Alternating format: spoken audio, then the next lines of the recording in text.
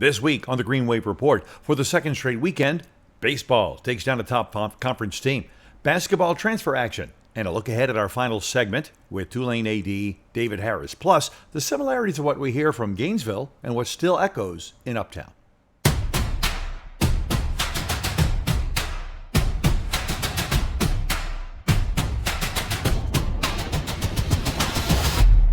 Welcome to our regular edition of the Green Wave Report from UNSI Tulane. I'm Doug Joubert. The Green Wave Report is a weekly rundown of stories we put together, analysis of what went on, and what you can expect later in the week from UNSI Tulane, part of the Sports Illustrated Network.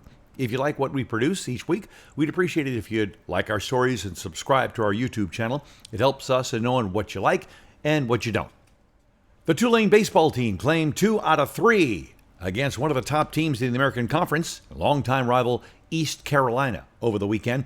A combination of superb pitching, outstanding defense, aggressive base running, by the way, made up the difference in 2 of those 3 games. For the second weekend running, the Sluggerbirds showed what they can do when they put it all together. Both Friday and Sunday's games were spot on pitching, defense, hitting at just the right time, plus aggressive base running.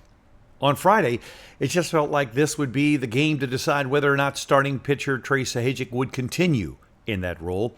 The graduate righty has struggled for over a month in a starting position. But against rival East Carolina, Sahajic would come through, going 5 1/3 innings, giving up just 4 hits, the least he's allowed since the February 27th victory against Eastern Kentucky. Maybe it has something to do with teams that identify with cardinal directions or something. An outstanding start by J.D. Rodriguez on Sunday, along with pinpoint accuracy by the rest of the pitching staff, proved crucial to the series-clinching win over ECU.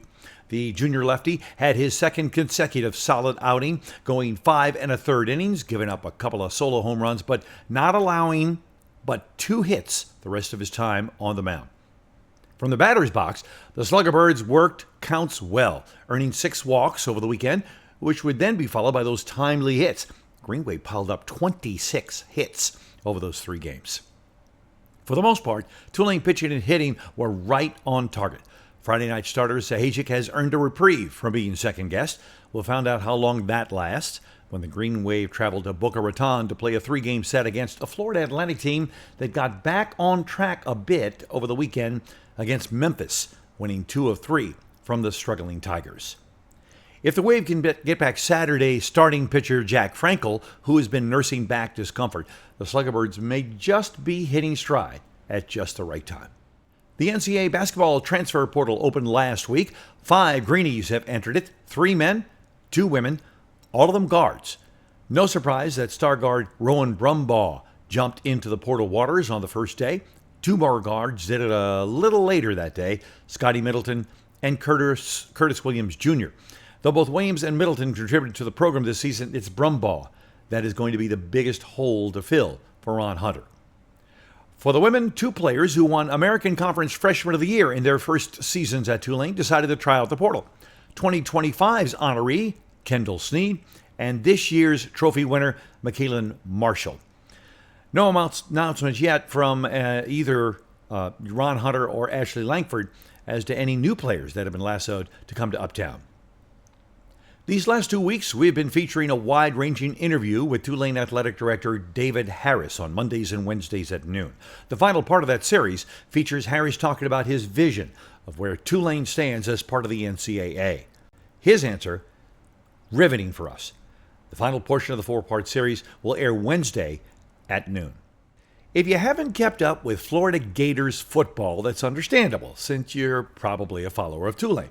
However, when former Green Wave football coach John Summerall took the position in Gainesville, we thought it would be interesting to see how things look over there in Gatorland. We were amazed at how similar things looked between what Summerall brought to Uptown and what still remains at Yeoman.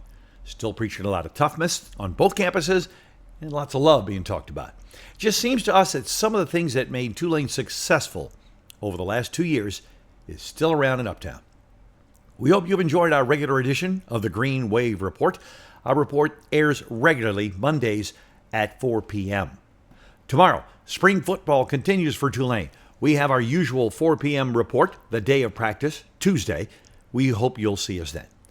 I'm Doug Joubert. We'll see you tomorrow at 4.